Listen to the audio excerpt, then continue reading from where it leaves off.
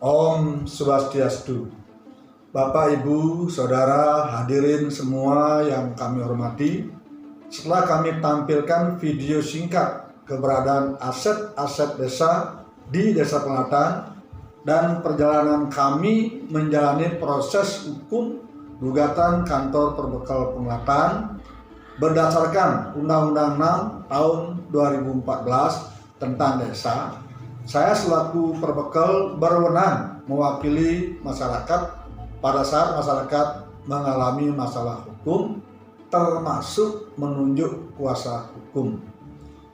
Bila kami ceritakan kronologis terjadinya proses gugatan kantor perbekal Penglatan dari awal tahun 2015, rasanya dari pagi sampai malam tidak habis kami ceritakan. Untuk itu kami telah siapkan ringkasan proses yang terjadi dan upaya yang kami lakukan sebanyak 114 langkah. Yang ingin membaca atau untuk diketahui, kami persilakan meminta kepada staf kami. Yang terpenting kami sampaikan dalam Musdes malam ini adalah upaya-upaya kami bersama tokoh-tokoh masyarakat yang peduli aset desa setelah kita menerima salinan putusan PK Mahkamah Agung, menolak gugatan kita dan memperkuat putusan-putusan pengadilan sebelumnya, antara lain: nomor 1, kami siang malam berdoa memohon petunjuk dan anugerah ide Sang Hyang Widi-Wasa, ide Batara-Batari Sami.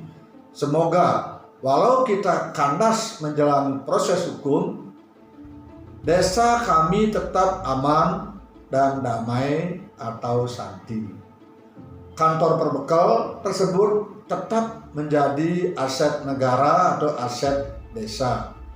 Pihak penggugat tumbuh kesadaran dan keikhlasannya memberi jalan win-win solusi demi desa tercinta. Nomor 2, terus memohon bantuan pihak Pemda Kabupaten Buleleng, terutama Bapak Bupati Buleleng beserta jajarannya, untuk mengupayakan membantu kita agar kantor desa tetap menjadi aset pemerintah sebagai tempat pelayanan publik atau pelayanan masyarakat, sambil menunggu tindakan pengadilan menyikapi putusan PK tersebut. Keinginan kami tersebut sangat direspon oleh Bapak Bupati Buleleng dan jajarannya, sehingga terjadi beberapa kali mediasi yang difasilitasi oleh Bapak Kadis Kebudayaan. Dalam mediasi tersebutlah di kantor Disperkinta Kabupaten Buleleng muncul tawaran pihak penggugat agar pihak pemerintah membayar objek sengketa tersebut senilai 1.200.000.000 rupiah. Sedang pihak Pemda hanya bisa membayar sesuai harga apresial, sehingga mediasi dinyatakan gagal pada saat tersebut. Yang ketiga, kami terus berupaya mencari cara dan celah agar Pemda dapat memenuhi keinginan penggugat, sehingga dengan waktu yang cukup panjang ditemukan solusi yang kami harapkan.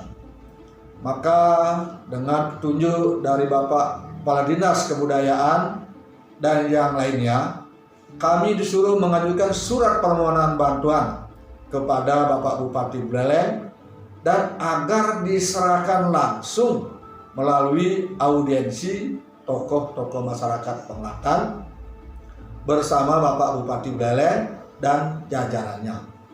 Saat audiensi kami didampingi oleh Bapak Kades Setiawan, Bapak Wayan Sumarjana ST, Ketua BPD, Kelian Desa Adat, Ketua LPM, Sekdes, Ketua Karang Taruna, dan Kaur Pemerintahan.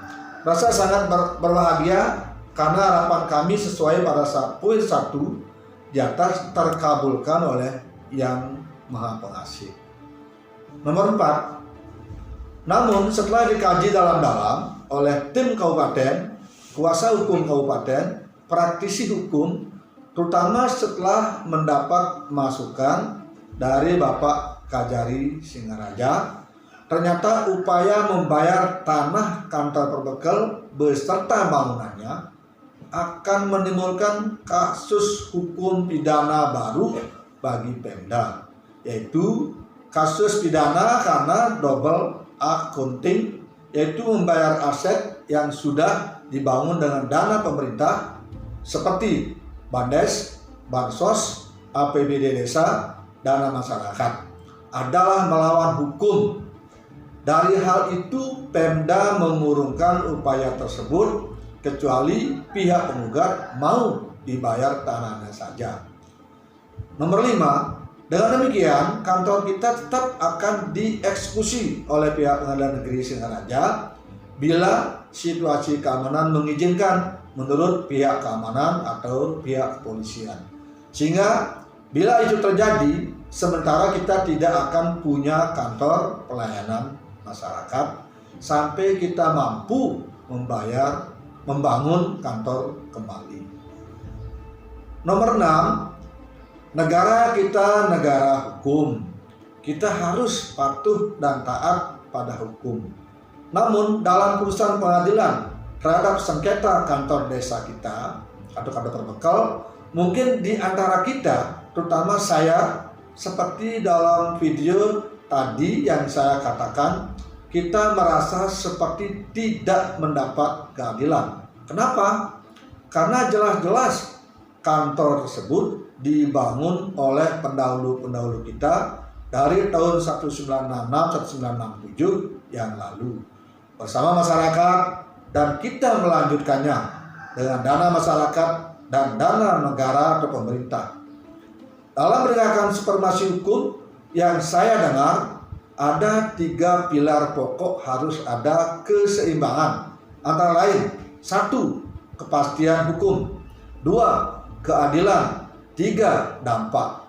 Dari ketiga hal tadi, kepastian hukum kita merasakan tidak tepat karena di sana ada kerugian negara berupa bangunan fasilitas umum yang dibiayai dengan uang negara, dan ada tempat suci yaitu Padmasanu. Belum pernah terjadi bangunan negara atau tempat suci dieksekusi jadi milik perorangan. Dari segi keadilan, jelas kita merasa tidak mendapat keadilan karena jelas bangunan tersebut dibangun oleh masyarakat. Dilihat dari segi dampak putusan pengadilan tersebut, ini telah berdampak keributan dan keresahan di masyarakat secara luas atau umum. Dari ketiga hal tersebut, kita berharap kehadiran negara menyikapi putusan pengadilan yang kontroversi kita rasakan bersama untuk menyelesaikan secara elegan dan damai. Semogalah bisa berhasil. Nomor 7, dilihat dari gugatan penggugat, yang digugat adalah pemerintah Republik Indonesia, SEKI, Menteri Dalam Negeri, Gubernur Bali, Bupati Buleleng, Camat Buleleng, dan pemerintah Desa Pengatan. Bukan pribadi saya, Nyoman Budase, yang digugat. Yang berarti mereka menggugat negara atau penggugat mengakui kantor Perbekel tersebut adalah aset negara atau aset pemerintah atau aset desa. Hal ini menjadikan tanda tanya bagi kita bersama terhadap putusan pengadilan tersebut, karena ternyata negara dapat dikalahkan oleh perorangan atau kelompok, seperti tidak bermakna pasal 33 Undang-Undang 45 dalam hal ini.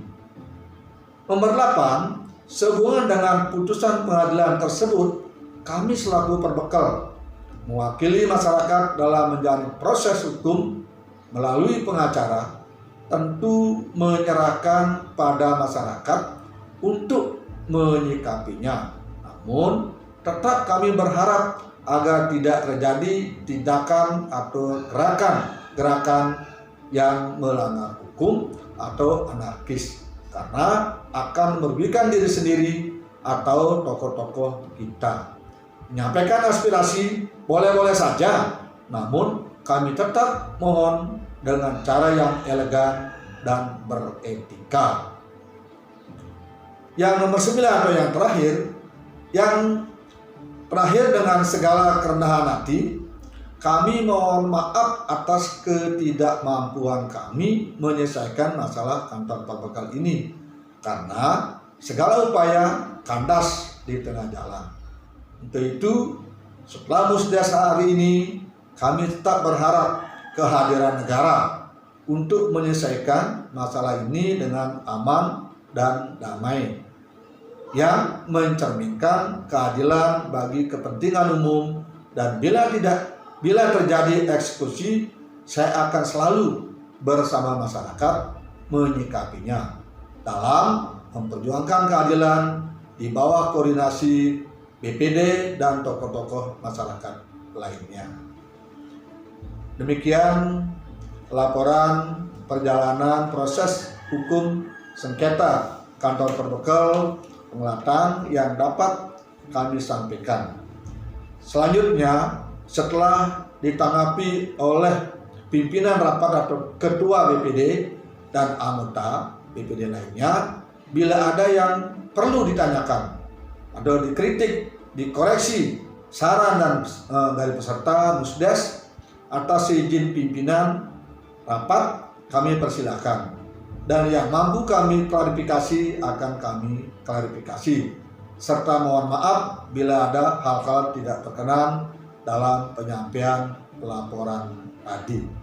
Om Anu Badrah Karatawa yang tu Wiswata. Semoga pikiran-pikiran yang baik dan benar datang dari segala arah.